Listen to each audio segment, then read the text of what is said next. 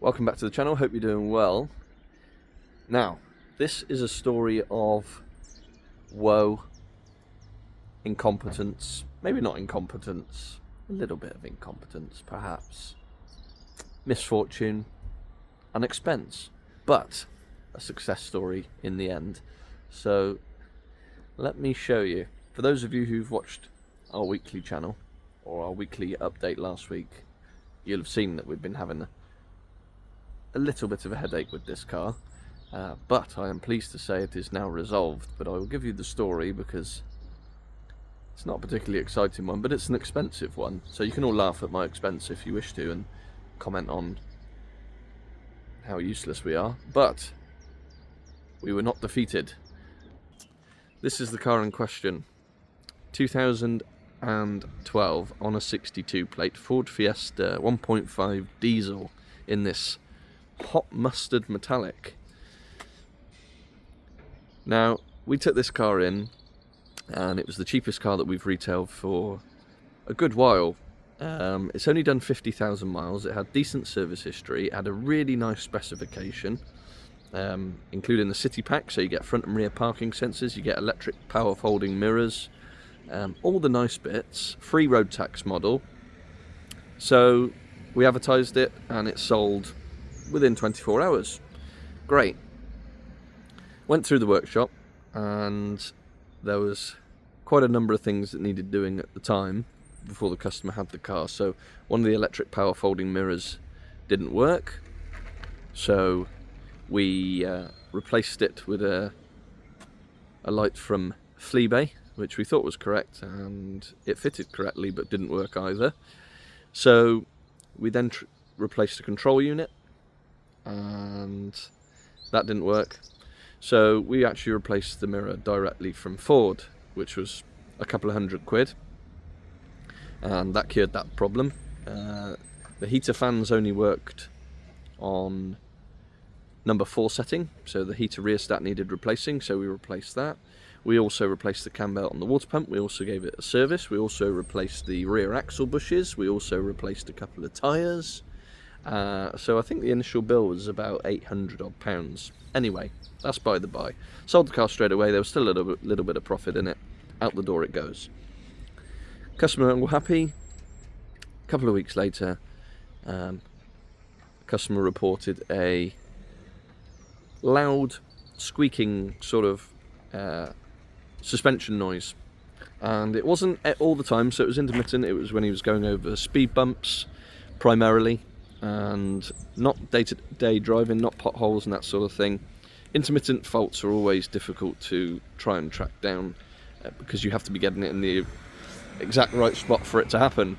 So we had the car back. Customers had a loan car from us, so he's on the road. So we had the car back last Monday, and it is Monday again today, so we've had the car for a week. We finally heard the noise ourselves over some speed bumps and had the car on the ramp, but couldn't really see any real faults with it. There was no play in anything, obviously. No suspension arm, bushes that were worn, all that sort of thing. So we sort of went for the sort of cheaper options first. So we replaced the suspension lower arms, road tested it, fault was still there. Replaced the struts and the strut top bearings, noise was still there. At this point you're starting to get a little bit agitated because the parts cannon has been fully let off and you're chucking money at what's an old car and not succeeding. So an engine mount went on and that didn't cure it. We also replaced the exhaust flexi at the front because that had quite a lot of movement. That didn't cure it. We replaced a gearbox stabilizer. That didn't cure it. So I went home Friday feeling fairly dejected about this little car. We'd spoken to the customer and explained that, look, we'd launched an awful lot of parts at this car. We didn't really know where to go, apart from maybe a gearbox mounting, but I didn't hold a lot of hope for that. We said we'd try that this morning, and if it succeeded, brilliant. If not, then the customer had the choice. They could either have the car back and carry on with it, which was my suggestion, because obviously we'd replaced so many parts on this car, we've essentially rebuilt it. So if you're going to go and buy another 13-plate Fiesta, 62-plate Fiesta, you're not going to find one that has had the maintenance done recently that this one has done, including, with the lower arms, with the cam belt, everything that you would need. So the customer sort of decided that he'd probably carry on with it as it was, which was good. So we came in this morning and we're sort of still scratching our heads, and it was just something, I just don't like being defeated, So even though the customer was going to have the car back and carry on, you just want the car to be right. So spoke to our mechanic, who'd had a look at it over the weekend in terms of online and that sort of thing, seeing if there were any obvious bits that we'd missed, and he's come in this morning and said, I think it's the anti-roll bar bushes. Now they are quite central, which is where the noise was coming from. We had lubricated the outside of the bushes, but obviously not the inside. So we got a set of bushes this morning. They're only a few quid. Pop them on and it drives like an absolute new one. So the fault is cured, and it turns out it was some anti-roll bar bushes that have cost us about 9 quid each.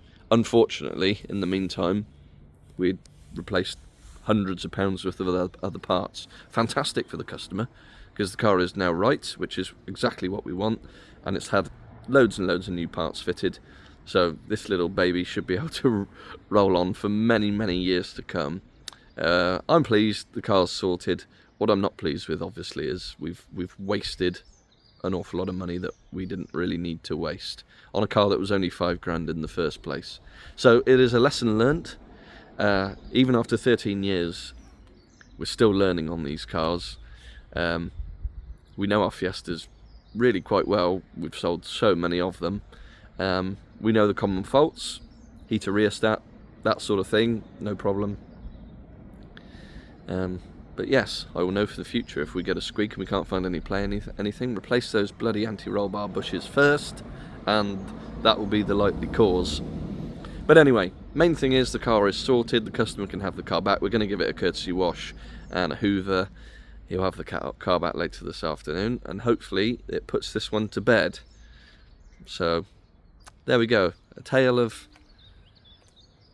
head scratching, frustration, but ultimately success. So there we are, that's a tale for a Monday, and I don't want to see another one of these for a while, to be honest.